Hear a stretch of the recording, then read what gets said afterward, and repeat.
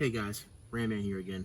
Real quick, I just wanted to make a video on air conditioning systems because I've gotten a lot of questions from people that I know, strangers I've ran into in public, and just people in general just want to know how air conditioning in your car or truck works.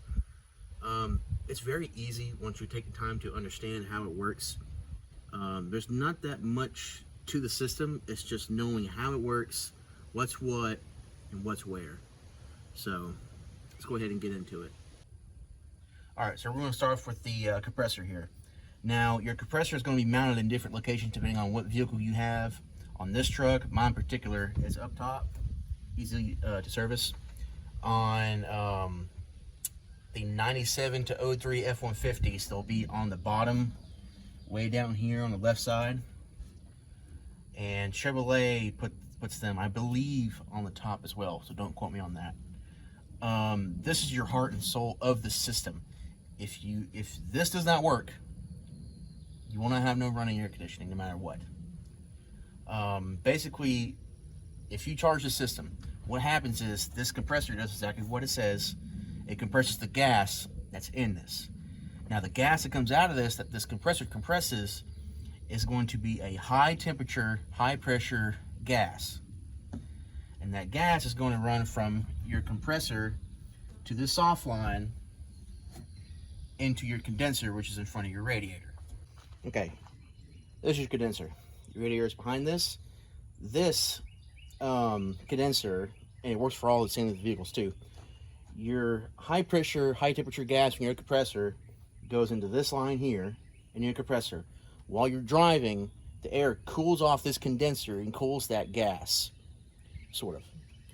Now what I mean by that is when that air flows through the fins on this condenser, that gas goes from a gas to a liquid, and it's still a high temperature liquid, sorry. That liquid goes into the bottom line here, up and around, and into your firewall, depending on what vehicle it is. Now, the most important thing about this system is your expansion valve, or you're going to have a orifice tube. Now, the orifice tube on this one, especially on the Mopars from the 90s and 2000s, they build the orifice tube in line right here where this little bulge is at. Now, the orifice tube and the expansion valve do the exact same thing, and all they do is they take the high temperature liquid that's in the condenser, runs it through the system, this line right here, and once it reaches this orifice tube or expansion valve, whichever one you have, it gets turned into a low pressure liquid. Now that liquid runs in this line right here into the firewall, into your evaporator core or evaporator. Now the evaporator is very important to any system with AC. As an evaporator, basically your low temperature gas or liquid, goes into the evaporator and turns into a low temperature gas. Now the blower picks up the cold air from when the low temperature liquid turns into a gas and blows that air through the vents inside your cabin, and that's how you get your cold air. Now, the gas that's left over comes out of the firewall here into your big canister, which is a receiver and dryer. And what happens here is that it does what it does. It dries the gas that's in there. And you do have a low pressure switch on the dryer as well. From the dryer, it comes out, and you do have your low side pressure port, low pressure side port here, It runs into this offline, back into your compressor, and the cycle repeats over and over again. Something else I do want to discuss on the HVAC stuff are your vacuum lines and the check valves. This vacuum line here goes into the cabin and controls some of the blend doors. Now, this right here, this plastic piece, is a check valve.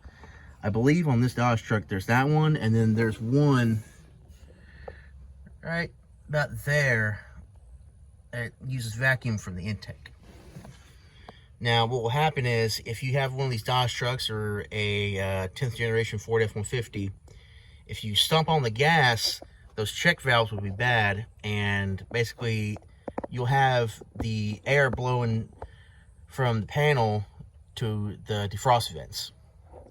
So that's something else to look out for. Also, you need to inspect every single one of these vacuum lines to make sure that there's no holes, no cracks, no kind of nothing wrong with them, because that basically will determine how well your blend door will actually work inside the cabin. While we're inside the cabin, I do want to touch up on a couple of different things. Number one, if we pull the carpet back right here, we have our blower motor. Now, most of the time on these older trucks, these usually work 24/7. There's been rare instances where these just quit. What will happen is if you buy an older truck, let's say from like late 80s, early 90s, and through the 90s, mice somehow like to get in here, and in the evaporator box on the GMs and the Fords that sit on the outside of the firewall in the engine bay, and let it make nests and leave droppings and all kind of stuff in there, and it'll get in its blow motor, and this blow motor will either break inside or get gummed up and fail. You also do have a your blend door actuator, which is right here on this Dodge truck. The Fords are about the same way. They're just about the same spot, if just a little bit this way, closer to the center of your dash, and they're a real pain to get to most of the time. This one has, I believe, 3 bolts. The one there at the top, and then there's 2 behind it. Or sometimes it's 2 on the front here, and then 1 in the back. And most of the time, people just leave the one out in the back because it's just a pain to get to.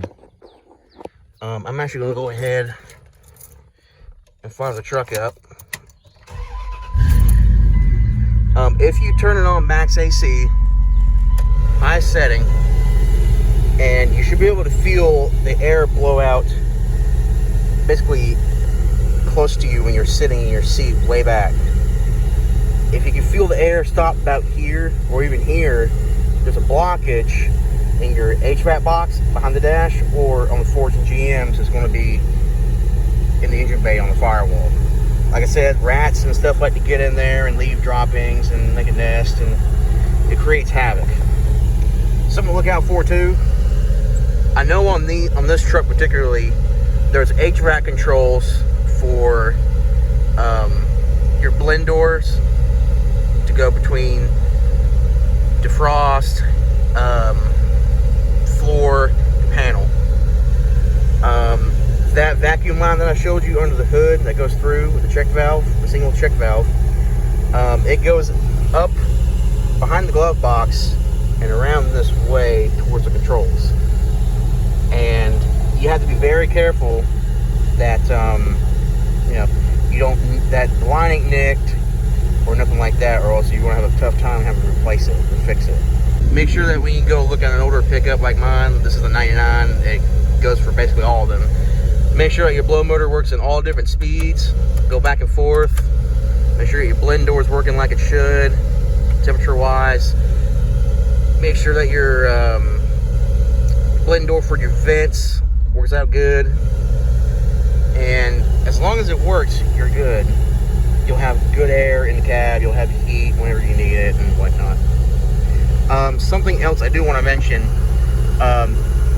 If you go out in the hood and you know the system's been charged, you know it was blowing cold, and then it started blowing warm, and it kind of got weak at the vents, what you're going to want to do is check your expansion valve or your orifice tube on the outside, because I just had to replace the orifice tube from the condenser to the firewall in this truck, and I got real cold air, and it blows out farther towards me in the cabin.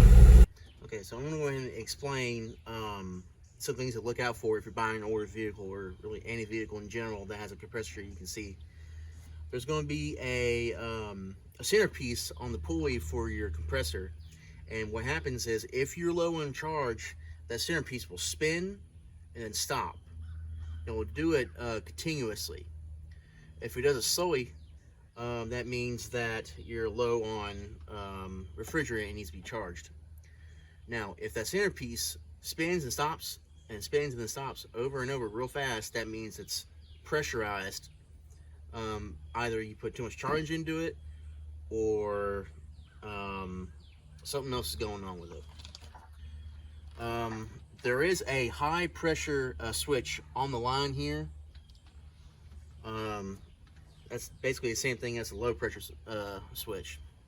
It's just a safety precaution. Now, I'm pretty sure everybody has went to the parts store and picked up the cans of AC charge off the shelf and put it in the low service port, and nothing happened.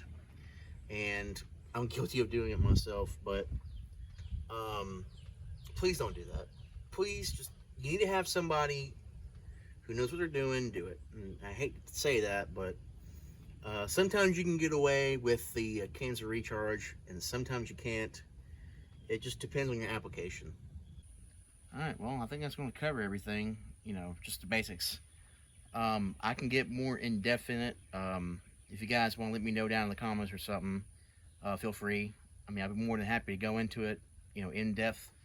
I can do brakes and ignition systems and whatnot if you want me to go in depth on that too, but I'm gonna need a vehicle to do it with. Guys, I really appreciate y'all watching this and getting the information that y'all need to, self-diagnose your AC system, and hopefully that you learn a thing or two. I do have some more stuff planned in the future, like I said in the last video. I got tipped off about a 78 Nova today. That's been sitting for 10 years, so maybe I'll get to that. It just kind of depends. But other than that, I really appreciate you guys watching. Like and share it with your friends, and share it with family members and whoever. That way they can get the information on air conditioning and whatnot. And feel free to subscribe. So, all right. I appreciate all you guys watching. I'll see y'all on the next one.